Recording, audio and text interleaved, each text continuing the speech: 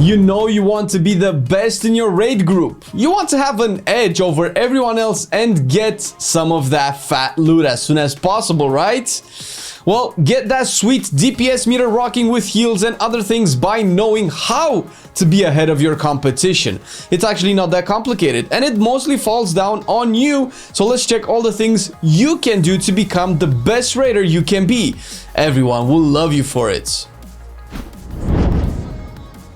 Most of the info in the video will be based on my and Marcelian's personal experience, as well as talking with people from our community and the game in general.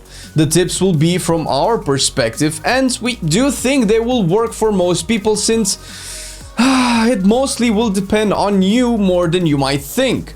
The information is common knowledge at this point, but maybe you missed something, so let's kick it. We get this question a lot. What should you main? There are generally two types of answers to this, and it depends on you. If your goal is to raid competitively in a mythic guild, aiming for the kill before most guilds, making it into something like top 100 or anything that will put you above your competition, then you need to choose a main that is meta. There will always be that one spec that's a few percentages above the rest. This is, of course, if you can play that tune to the max. There is no point in picking a Shadow Priest if you're half as good at it as you are on Enhancement Shaman. So ideally you are either equally skilled or more for the spec you want to play. The second answer is play what you like if your goal is to eventually get the kill, but don't really care about being faster than 90% of the players. This usually is the case for heroic raiders and even most mythic raiders. I would not recommend anyone to be forced into playing a meta spec in a heroic guild though. The current raid tier just started, but there are speculations as to what classes can rate higher than the others. As an example, and a strong note on the fact that the meta switches very often in the first few weeks, you have, as of this recording, Fire Mage the best performing range DPSer, Havoc Demon Hunter the best melee DPSer, Brewmaster Monk the best tank, and Discipline Priest the best healer in heroic ny'alotha.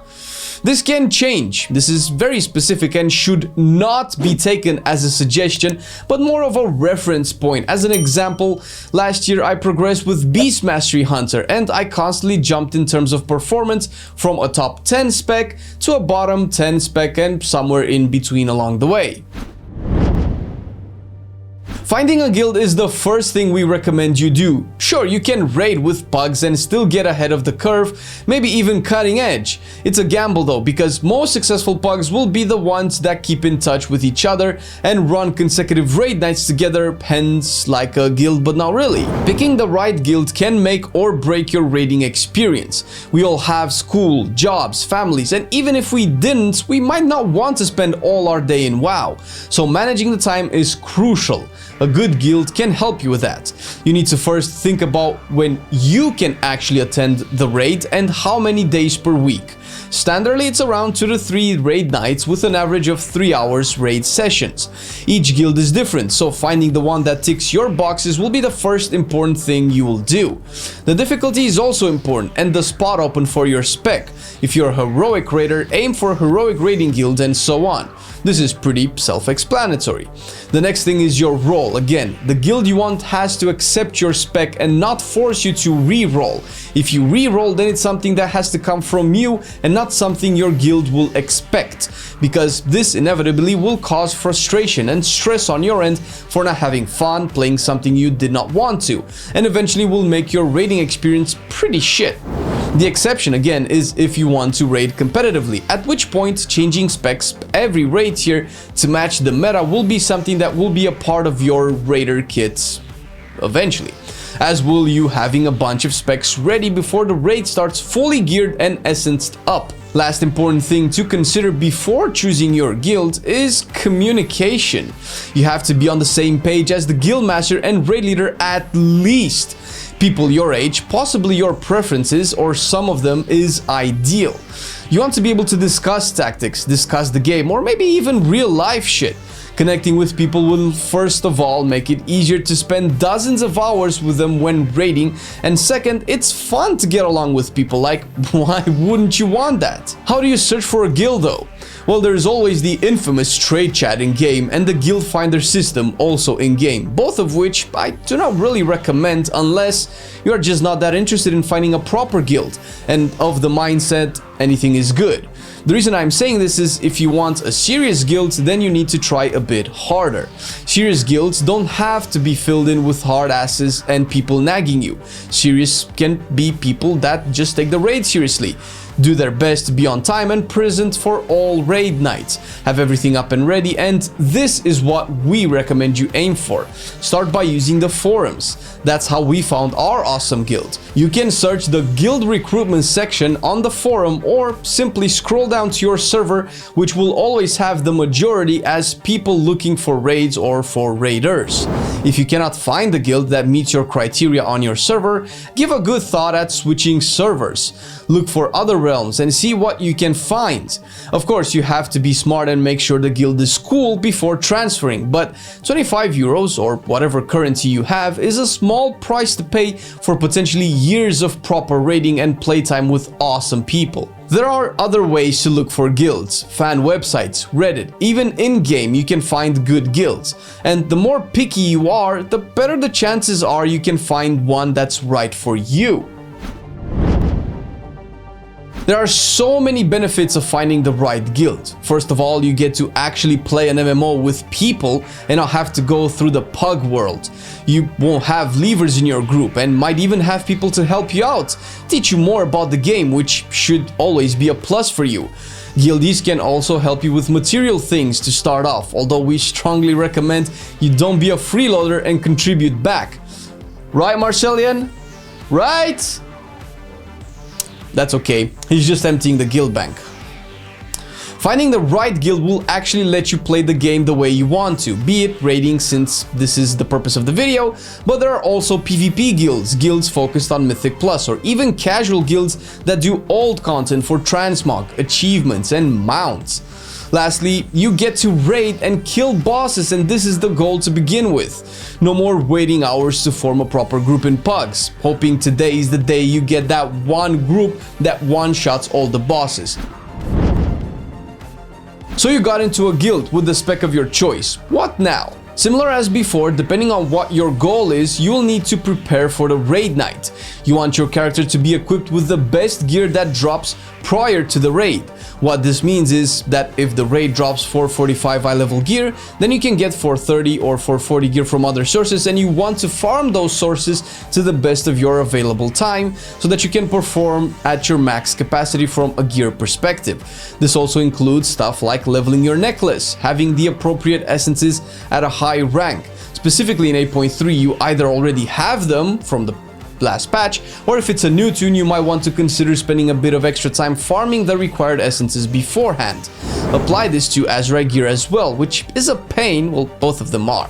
It's part of performing in a raid though, and the amount of effort you put in has to be proportional to your guild's expectations of you. Depending on the guild, consumables work differently. Some guilds, like ours, bring feasts and cauldrons for everyone, while others expect you to be fully enchanted, have the best food, and flasks available. This is usually something you discuss prior to raiding and even joining the guild. Regardless, it's always good to be the 110% player. Never have to rely on a guildie to get you something you can get yourself.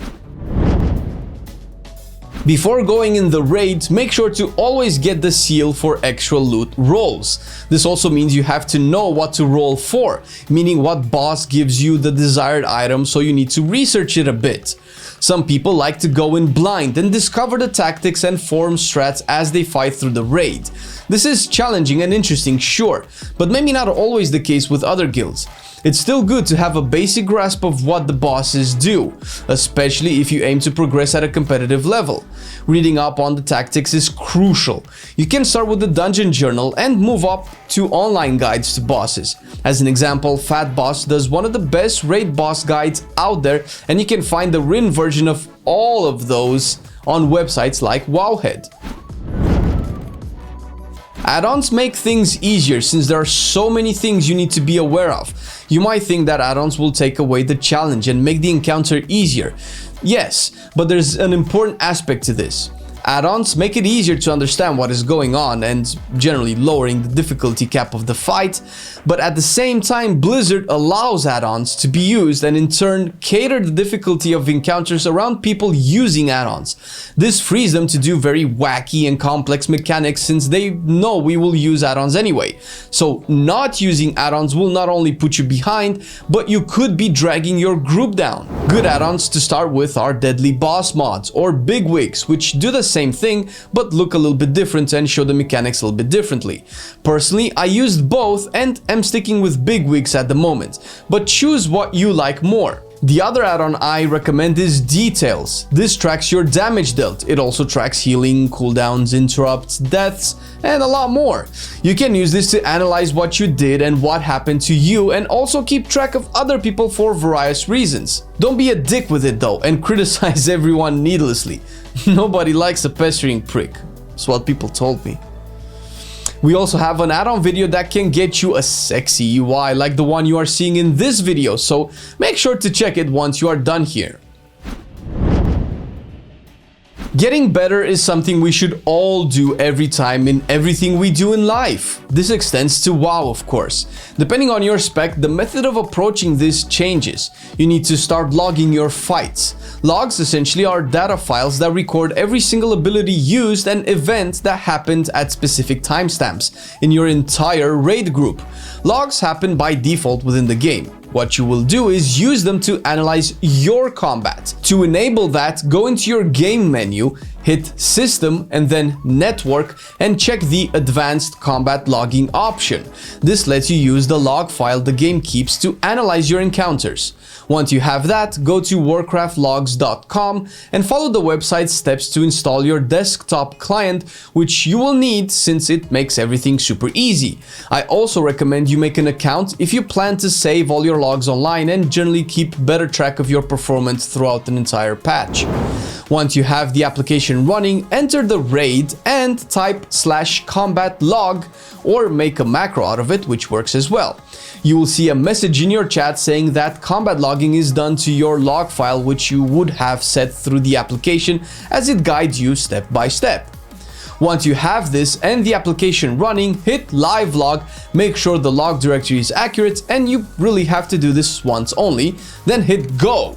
As you kill bosses, this will record and automatically upload it on the website, which saves you a lot of trouble of doing it manually, trust me.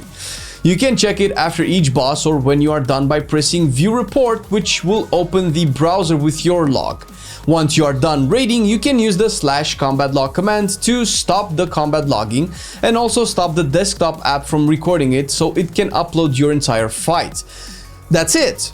When you check your fights online, copy the link. You don't have to be able to read them, although that will help because today you are very lucky to play WoW at a time where there are over 36 communities for each spec in the game that can help you understand your logs and what they mean. You can find these communities on Discord, and most, if not all of them, are very receptive at helping people out. You can ask them for help and they will look at your performance and tell you what you can work on by giving them the link. You can also post it in your own Discord or in our Discord and we will do our best to help you out as well. We can make a more in-depth logging guide if you want, so let us know in the comments since we usually stick with other types of videos and this would not be planned. To make it easier for you to play your class starting out, make sure to keep tabs on our channel since the next videos will be the class guides once again. A very well-deserved thank you to our patrons for their loving support for our content. If you want to show some love, we have some links down below the video. Thanks for watching, hope it helped, and see you next time.